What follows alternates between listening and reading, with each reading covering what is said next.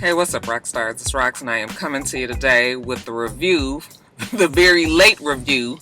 The review I wouldn't do had I not been there, because everybody has already done their reviews. It's 4-5 days later. We all usually have basically the same reaction. So, normally I wouldn't even do a video this late. But because I was at the Love and Hip Hop Atlanta reunion, Season 7, Part 1. Actually, I was there the whole day. But you guys saw Part 1, so that's what we are talking about today. My video will be a little different because I'm going to try to give you guys a little bit of the behind the scenes, the shit that I saw, which is really not all that, it ain't like it's a whole bunch of tea that I got to spill, but y'all want to hear about the experience, so let's get to it, shall we? So let me tell you guys how it all started out that I was able to go. One of the talent producers emailed me and told me that she had been watching me and she wanted to know if I was interested in coming to the Love and Hip Hop reunion for Atlanta. My first reaction was like, no, because you guys know I've done reviews for this show for damn near, 7 years. And I have said some unfavorable things about some of the people on the show.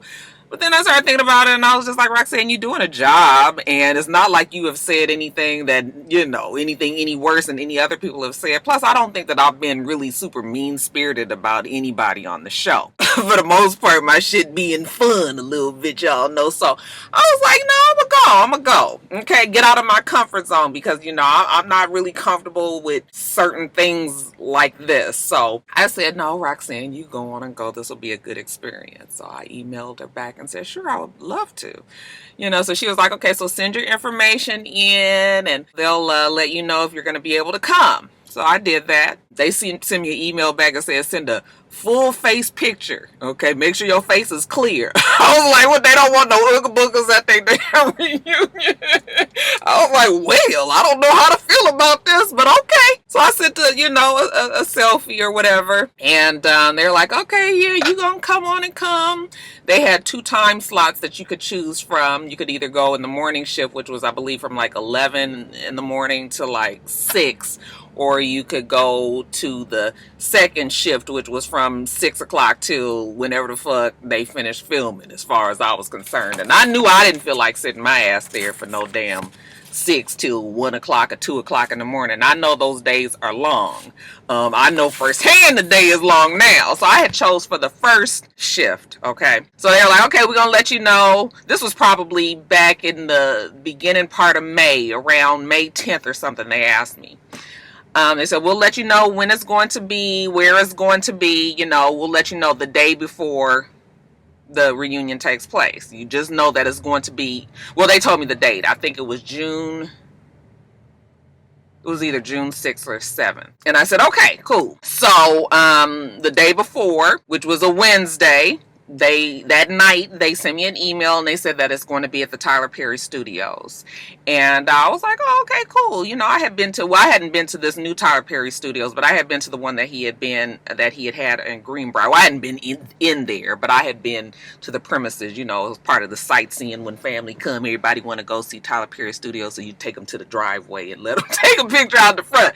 But he had recently bought, well, not recently, but a couple of years ago, bought the base, the military base of Fort something, a real big base that they weren't using any longer. So he bought it and turned it into a studio. So I was kind of pumped up about being there, just kind of being able to see what it was. In the email, they had told us, that, you want to come makeup ready, hair ready, okay, put on your club attire, like, you going out dancing with your folks, okay? So I was like, oh, okay, Rocky gonna, get her shit together. So I went to Forever 21, bought me my cute little yellow dress. Y'all saw the dress, it's on my Instagram. I had wore it also when I went out to dinner one night. But anyway, I put my little yellow dress on, my red shoes. I was like, okay, this is cute, this is clubby, So the day came, it was a Thursday. It actually was the day that Joseph and Jada were going to Los Angeles. You guys remember when I was doing the video for, I think it was Black Ink, Chicago, and their flight was getting delayed. And I was getting nervous. I was getting stressed about it because What you guys didn't know, and what I didn't say then, but I'm telling you now, is I was going to the reunion that day. And when their flight was getting delayed and they had a connection, I was worried that I was going to be in this reunion and they were going to get mixed up and left out there in Washington, D.C., which was where their connection was. You know, people in my comments were like, why are you worried? Like, they big, they going to be all right. You know, they'll be able to get on the flight, or, you know, and all that. But the whole thing was I wasn't going to be able to be in touch. And I know they were old enough and they probably would have been fine. But I was just like, yeah, I'm not going to be available, because they had told us that we could not take our phones into the reunion. So part of me was just like, oh, Roxanne, like, you know, I knew it would go fine, but I just don't like the idea of my kids being somewhere stuck in a different city, them not knowing what to do, getting on another flight and all of that shit. You know, I want to be in touch. Their dad is around. Of course, he was at work, but I'm the one that'd be handling crises like this. So I was kind of like, oh. Then, you know, we finally was able to get them on another flight that was actually going on time and, you know, no problems and everything. So I was able to resolve it. But that's why I was going through like, oh shit, like, what am I going to do? Anyway, getting back to the story. So on the day that they were going to Los Angeles, you know, I take them to the airport, drop them off. I come back home. I get dressed up in my yellow and red, y'all.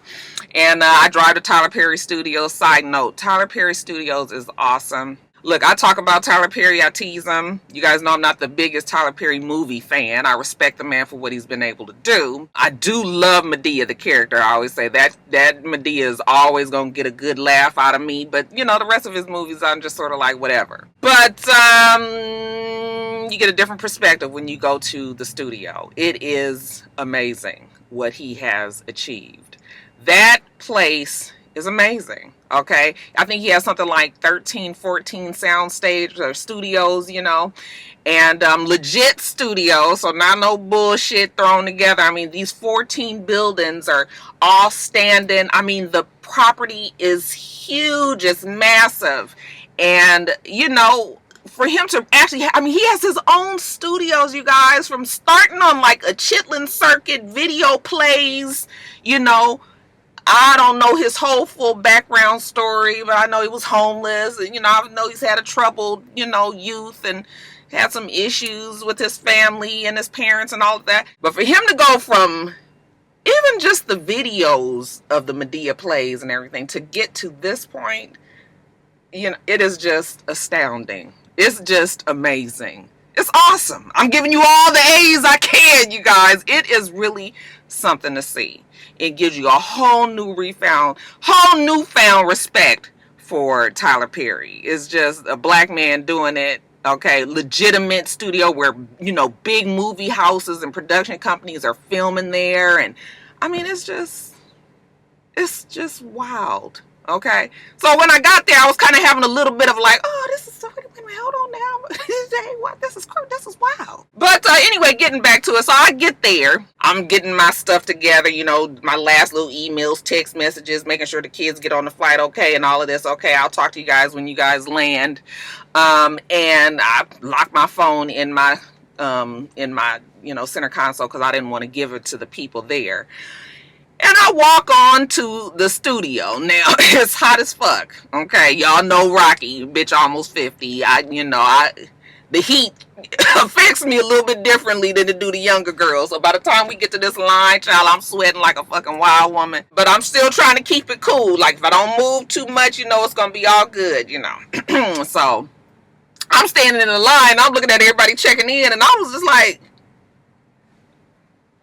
my club ain't the same as your club. What club y'all at? Nigga, they was at the club. Alright, little hot booty shorts, sequin, you know, sparkly pants, you know, shimmer shit, dresses, low cut and all this. I was like, look at me looking like mama with all these young girls with this little shit on. And I was just like, okay, I guess I'm gonna have to take the auntie approach. Okay, maybe I'm at the lounge. They at the club. I was feeling a little older.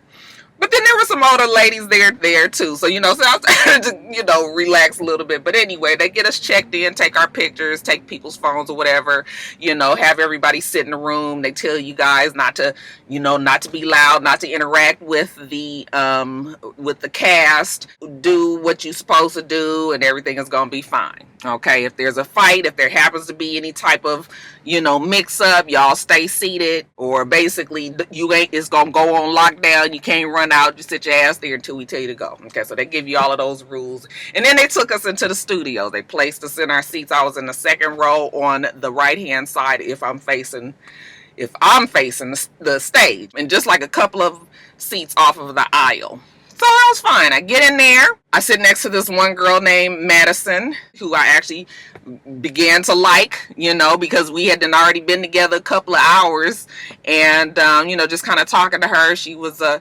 rapper. I think her rap name is Young Cougar or something like that. And she wasn't my age, but she probably was, she was an older woman. So, we kind of clicked.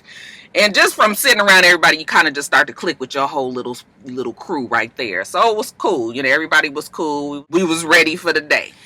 Okay, so once we in there, the first thing that they do is they show us the rest of the season, because at this point, I think there was probably like 4 or 5 episodes left. Okay, I think at this point they had just gotten to the ranch. Yeah, I think they had just gotten to the ranch. So they show us the rest of the season so we would know what they would be talking about at the reunion, because of course they would be talking about things that had happened that hadn't already aired. Okay, so that took some time. We had to look at all of the rest of the season and see all the shit that happened. After that, we had like the stage director and a comedian. They came up, and the comedian, he tried to loosen the crowd up, talk to some of the people out there, how they do. And then I believe he was a stage director. He got up there and they had us film our reactions. Okay, now this was an interesting thing. You guys know how when you're watching the reunion and you see the audience and they're like, or they're like, they talking to their friends, talking to their neighbors, or if they're like, yeah, or like no, or if they're like smiling, or if if you're looking mad, or if you're looking disgusted. We had to do all of those reactions first. Okay, we're gonna count to 3, and then you guys are gonna give us your most surprised face. 1, 2, 3. Now we want you to act like you are mad. 1, 2, 3. Now we want you to act like you're talking to your neighbor. 1, 2, 3. Now we want you to act like somebody is fighting. You jump up and look surprised. 1, 2, 3. So you guys get the point. We did that for about an hour and a half. Okay, every fucking reaction that you can think of, we did them. We want you to clap. We want the clap to get louder. We want it to just be a couple of little claps. All of this. So the reactions that you actually see on the reunion probably are not the actual genuine reactions that we were having at the time that the cast members were speaking. Now, we went through that. After that, they gave us there was a little break, okay, and then finally we started to get the cast coming out. First, Mona came out, and let me tell you, Mona looks good. Mona looks like money. Mona came out with this high energy, and I tease Mona all the time as well, but I've always said that I have respect for Mona. Mona has done the damn thing. People have their issues with Mona and saying that, she's exploiting these people. But, my feeling is the motherfuckers is on the show because they want to be on the show. They want to be seen in the light that they are seen in. At this point, we all know what reality shows are like. Okay? So, I'm not going to hold it against her. Make your money, Mona. If you don't like the fucking show, then, just don't watch it. It's kind of how I feel. It's my entertainment. But anyway, yeah, Mona was looking good. She had on, her kind of old gypsy look, had her hair all, wavy and blonde and about this length. And, Mona gets up there and then she gets to telling us that, I want y'all to know that, even though they say that we make up the storylines and everything on the show is real. I was like, Mona, bitch, you ain't gonna start this shit today, are you? We ain't even got in the reunion. You with this full of fucking niggas. Okay, Mona, if you say so. Mona starts talking about when the show started, how now they're in Atlanta. They normally film in New York. This was the first time that they filmed out in Atlanta, the reunion. Was impressed with the whole Tyler Perry studio. She said she need to step her game up. I was like, shit, I think we all do when we look at this studio. She even said that he was around somewhere. I was kind of hoping a little bit. I was almost getting a little bit of the, I was kind of hoping to see old TP, but he never came out. But, as far as she was concerned, he was there somewhere. But anyway, getting back to the show, we're going to start bringing the cast out. So first comes out Mimi and Stevie J. Mimi's dress was beautiful.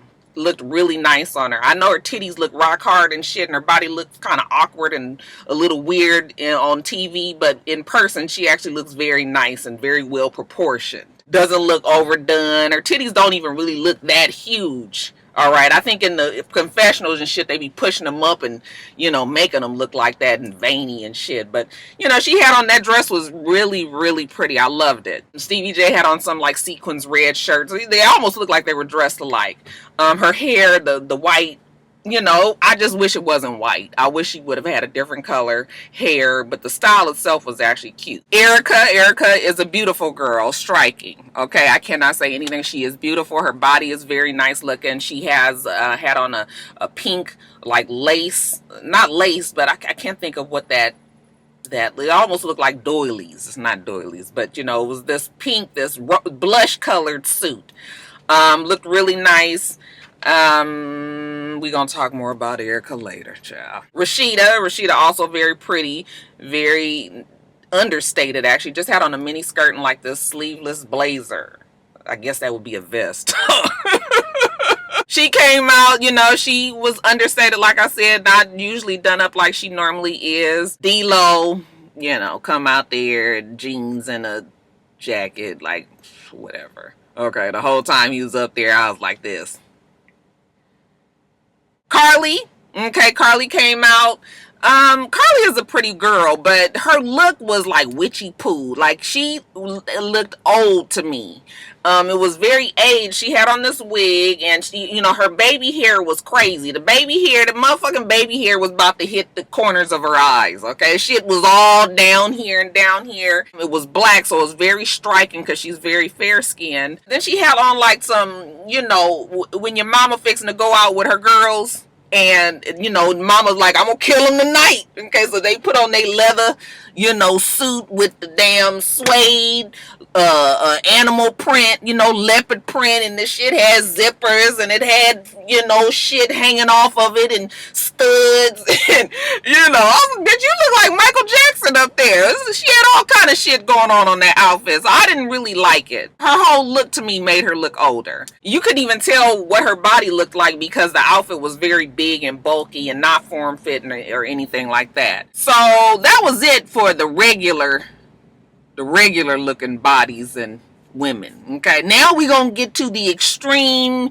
I got work done on my body. Charlie brought that Karlie out there. Karlie and Spice, they both have similar shapes. Very, fluffy. The girls is fluffy, and that's fine. Okay, ain't nobody saying you can't be fluffy. They had on their real tight, kind of look like ice skater dresses. Karlie's was red, Spice's was like, white, off-white, a whole bunch of glitter and appliques and pearls and rhinestones and shit.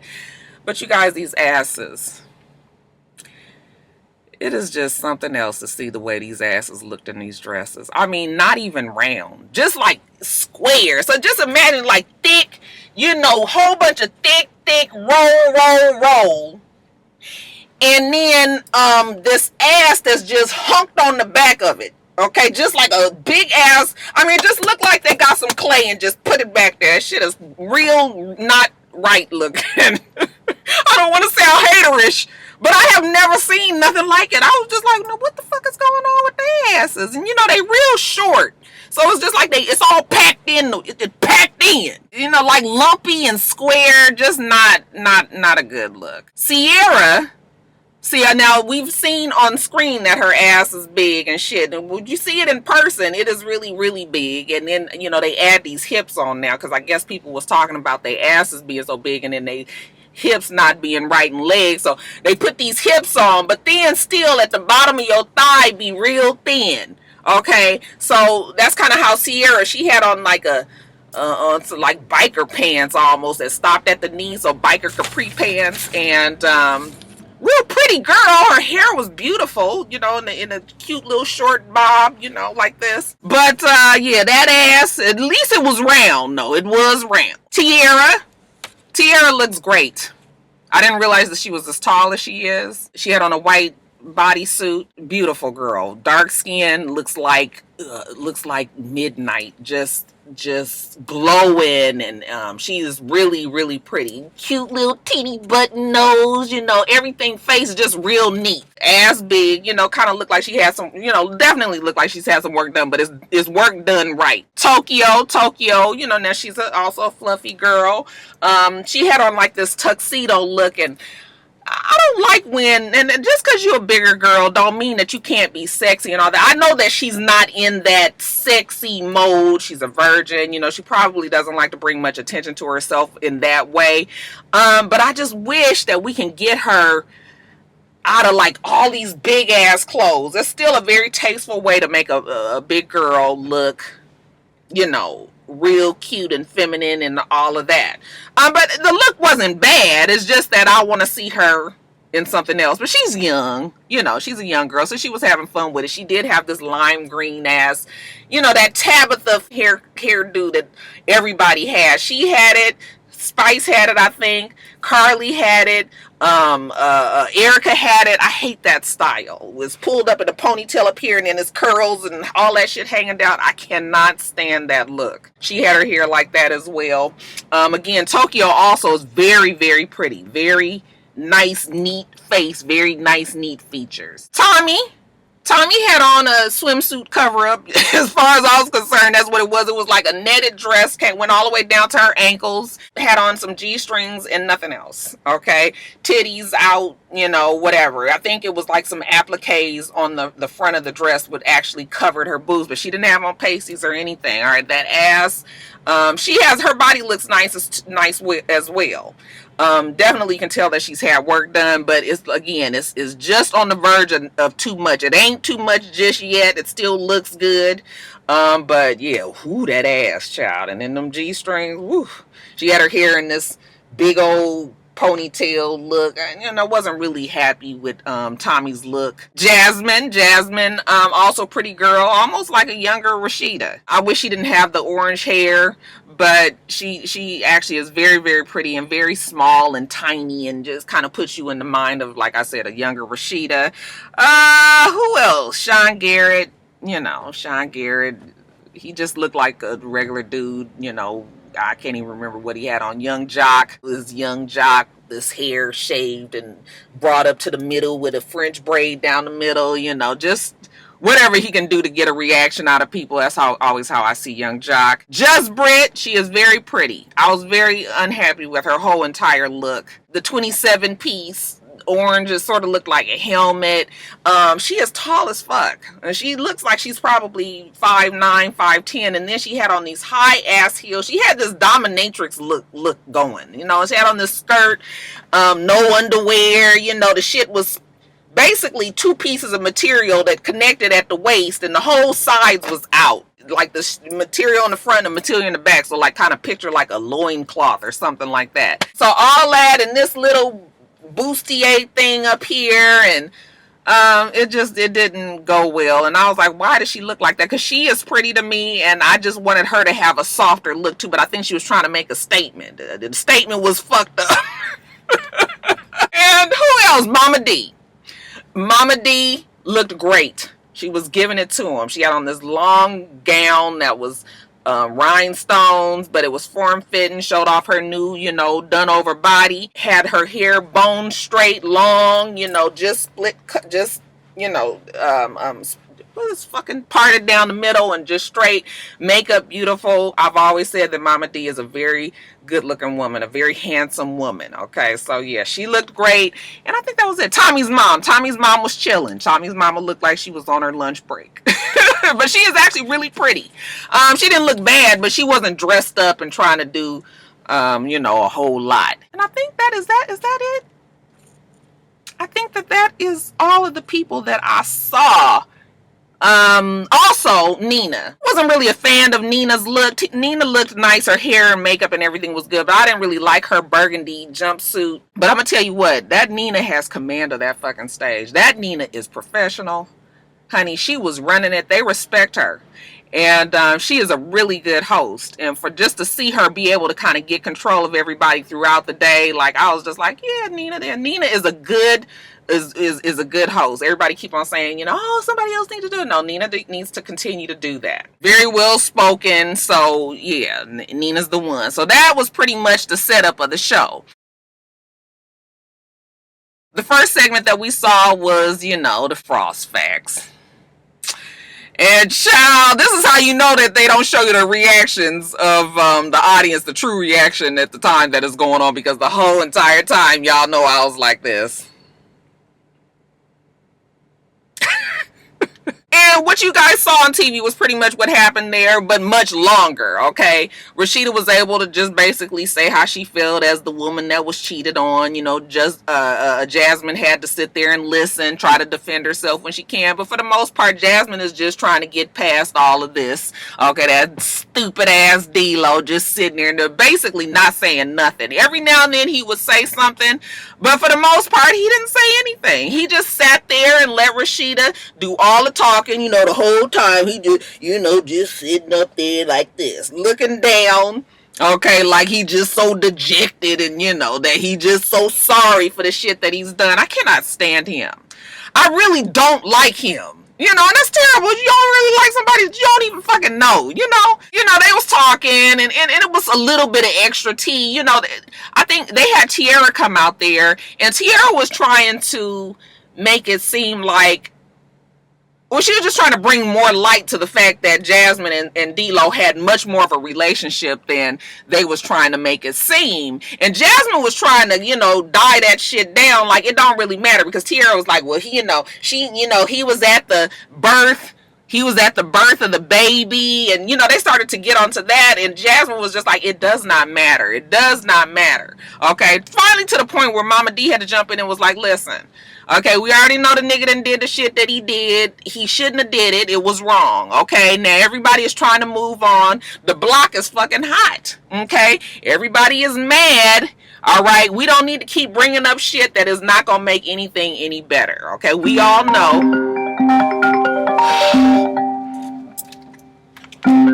Excuse me, y'all. We all know that there may be a whole lot more to the story, but at this point it don't matter. If that stupid ass D-Lo gonna stay with his wife and Jasmine is going to have this baby and they trying to, work out a different relationship so everybody can be happy and move forward, then just drop it. But that Tiara was there for the mess. She was really trying to get more shit going between Rashidah and D-Lo and Jasmine. And see, Rashidah was just like, see, that's the whole thing. Like, we be in a good place, and then people will bring up some shit, and it'll it'll set us back, which is how it happens in affairs. You'll be good, and then one little thing will happen, and it'll bring back all of the thoughts of the distrust and all of that. So, I mean, that shit is normal. But, that was pretty much it on D-Lo's and them part. That shit lasted about a good hour and a half. She said that D-Lo don't really still spend time with the baby. I mean, maybe a little bit, but she's hoping it'll get better. And they just was like, it's just going to have to take time. You just going to have to be patient.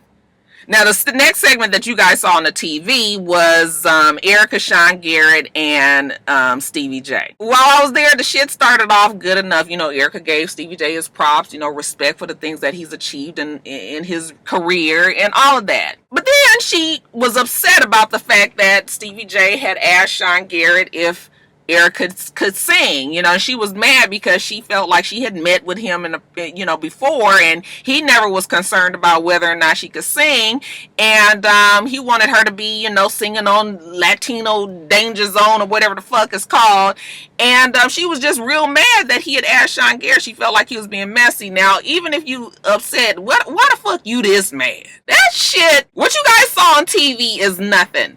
That argument between Stevie J and Erica blew the fuck up. It was the most vicious, hateful, spiteful, mean, nasty argument I have ever seen between a man and a woman, and they didn't get them up. It was nothing physical, but them words that they was throwing back and forth at each other I have never heard nothing like it. Like, Erica can say some shit, and her mouth is so fucking reckless that I don't even, like, she's gonna get fucked up real bad one day. Real bad. Okay, because it's like that mouth just does not stop. And the crazy thing about it is between her and Stevie J, now, what made the argument really blow up is they were talking about the fight that she had with the daughter. She was talking about Stevie J's kids, calling them Bebe's kids and all of that.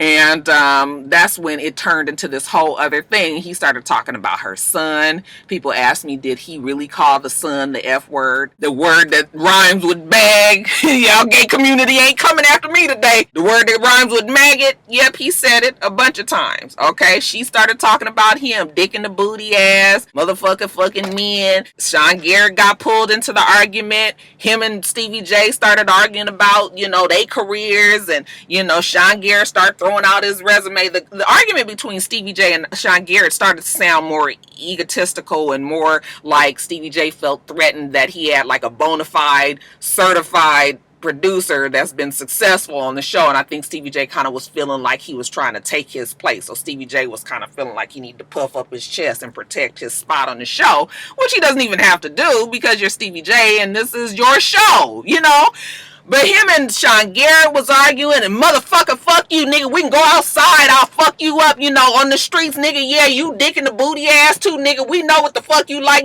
kissing on niggas. I was just like, wait a minute. They had to keep on. Look, the crazy 88s, y'all know the security. Them motherfuckers stayed on the stage with them. Stayed up there. They kept on just, from their little ear thing, they would just come in and they would just stand right there. Because it was just like, it had got so bad between Erica and Stevie J and Sean Garrett that I think they really thought that they was going to fight. Stevie J, they had to keep taking him off the stage. They probably took him off the stage like 4 times. Took him off, tried to get him to calm down, had him come back out. It was honestly, I had never seen nothing like it. Everybody was fucking exhausted. Now, they should have showed our reactions during that time because everybody was like, oh, we could not believe the shit that they were saying. It was terrible. It was terrible. But yeah, there was no physicality. There was no way that they were going to let Erica and Stevie J fight. And I don't even think Stevie J he was never going to fight Erica. But I kind of could have seen it getting more so there with Sean Garrett for sure. They edited all of that out. You didn't even get to see how mad Sean Garrett was. But yeah, the words that they were saying, fighting words on the street for sure. And all of that just confirmed for me that Erica is fucking crazy. So then they go on to the Just Brit segment that you guys saw on the reunion. And again, more arguments. It got so bad that we couldn't really hear or see anything. See, Erica said on the show, it edited out that the fact that Just Brit, when she was performing and her and 2.0 had came in there, they said that Just Brit was the one that said some foul shit to them first. And they edited that part out, so it made it look like Erica and 2.0 was attacking her. I don't know if that's true or not. Just Brit said that it wasn't true. So they was going back and forth and they were arguing. That 2.0, oh, I forgot to tell you guys about her look as well. She also had a lot of work done. She has like a big ass donkey booty and hips. It doesn't look bad, but it's huge. It's like really, really big, but she's actually a taller woman. And she actually looks older. Like, when I saw her in person, I was like, now this bitch look like she good in her late 30s. But anyway, somebody has put a battery in her back. Okay, the fact maybe that Spice is like her homegirl now and everything, I just kind of feel like somebody has told her that she's going to have a bigger spot on the show next season because she is nothing like how she first started. Like now she just kind of, everything she want to argue, she want to fight. Everything is about her career and how she going to be grinding, and ain't no bitch going to stop her. And, she always be in the studio. And I said, bitch, where? You's a motherfucking lie. Now we know you ain't got no damn talent. We done seen it on the show. Stevie J done all but said it. All of a sudden, you just acting like you just this big time, you about to be the next Cardi B, and that's not it. She had the motherfuckers even at the damn reunion, fool. They was clapping for her and everything. I was looking around like, what are y'all talking about? This girl is a fucking farce. I was so disgusted. That was another time they should have seen my face, because I was just like, girl, stop it. You are on this show because you fucked around with Stevie J and nothing more. Okay, ain't nobody buying no damn 2.0 album. Again, they started arguing with Stevie J. I don't even know if they showed it on the TV, but Erica and Stevie J started arguing because Erica feels like she has to take up for 2.0, and Stevie J told her how Jocelyn would beat her ass, he would have her come, and she was just like, bring her. I was like, no, don't bring Jocelyn. Do not do that. But it was a mess because Just Britt was arguing back and forth with Spice and 2.0 and Erica, and it had got so loud and so wild. Just Britt would not leave it alone, would not stop screaming, even to the point where Stephanie, is that her name, Stephanie? She's the one that was in Houston when they got there, and she told them that Tommy wasn't coming on. Okay, she came out and she was like, look, all this fucking screaming you guys are doing, it is not going to end up on the show. You done wasted basically 2 hours of our time with y'all fucking screaming and yelling and going on and on air. It's not going to be on the show, so stop it.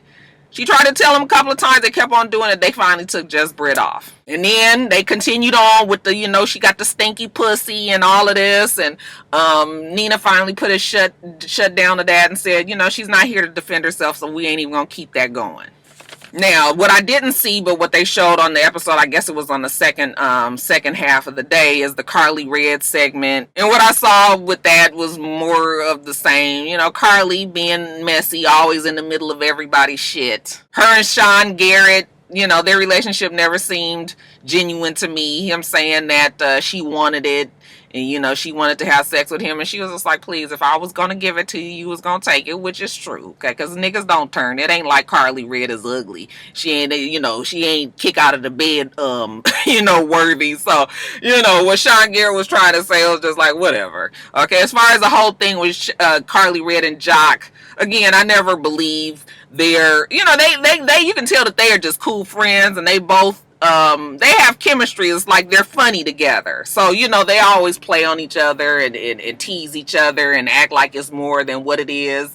Actually, them two could have a show together, and I think it would be quite entertaining, actually. But anything else pertaining to a for real relationship between the two of them, that's just bullshit, y'all. Then on the episode, they showed the whole business part of the relationship of 2.0 and Stevie J. Supposedly he don't have a registered LLC. So the contract is null and void. 30% that he's supposedly making, the same shit that they had with Jocelyn, so it's just like I said, she's talking about her grinding and ain't nobody gonna stop her, and Stevie J is, whatever, and they gotta meet with the lawyers, and it's just like, they was really liking 2.0, you guys. So next season, though, we gonna see. Something tells me they gonna really kind of gas her up a little bit more. And I was just disgusted.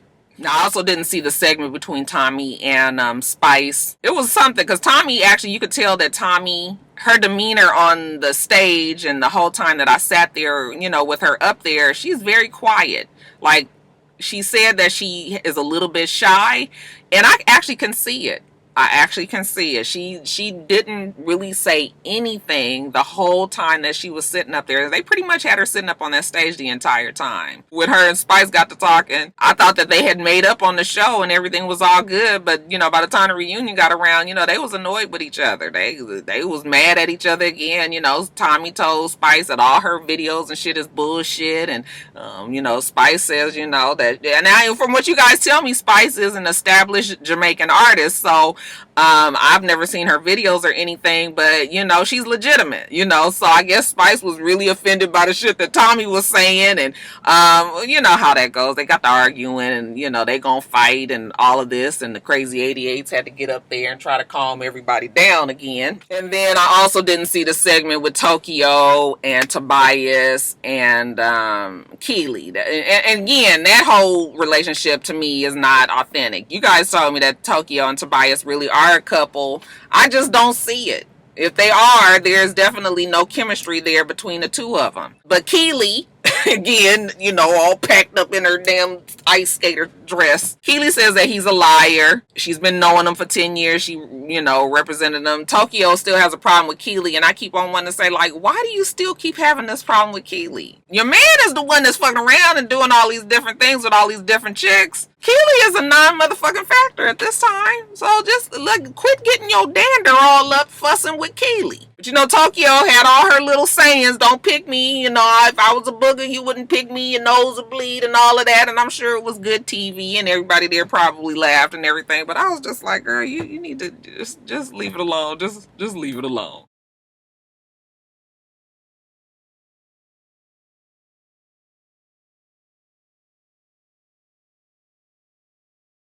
And that was pretty much it for the first episode. I probably ain't gonna have seen much of the second part because most of what I saw all happened in this first part. So but the day was long as fuck. They didn't let us out. It was supposed to be from 12 to 6. We was ready to fucking go. It was like 7 o'clock, 7:15, and they were like, okay, we promise we gonna let you go, we gonna let you go, we gonna let you go. And finally, when they opened them doors, it was like motherfucking roaches busting out.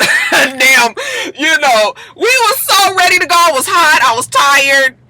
I wasn't really hot. It was cool in there, but I was tired, I was hungry. They had then gave us some old hard ass pizza and water.